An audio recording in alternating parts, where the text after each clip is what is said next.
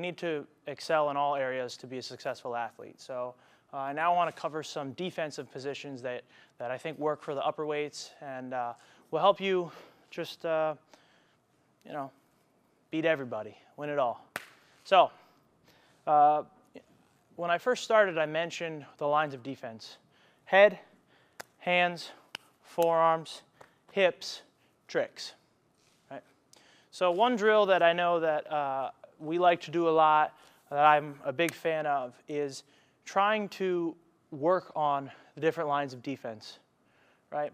So I'll have Carl shoot, and for 20 seconds, my only line of defense that I'll be using will be my head. This will help me get more awareness with where I place my head, how I use my head in terms of defense. So, you know, my head is looking up. Carl's going to be shooting, going to be trying to create offense, and I'm just going to be using my head here.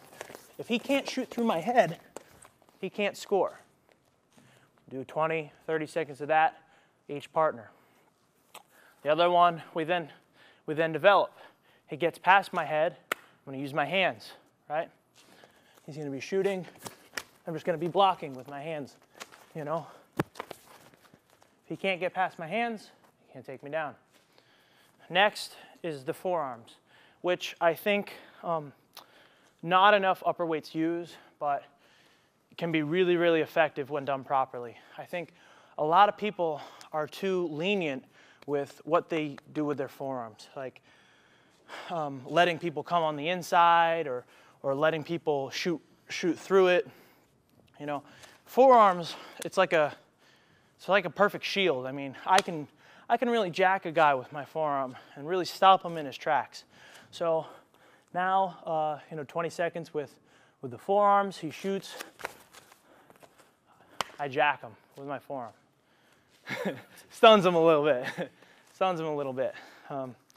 That, I think before we go into hips, one other thing that is always important to think about that I always was very, very careful of. Whatever my lead leg is, I'm going to have that hand really low, down on the ground, really just kind of dangling here. Now, Carl's a pretty powerful guy. He'll probably be able to shoot through that arm, but psychologically in a match, he doesn't think he can now shoot through my arm.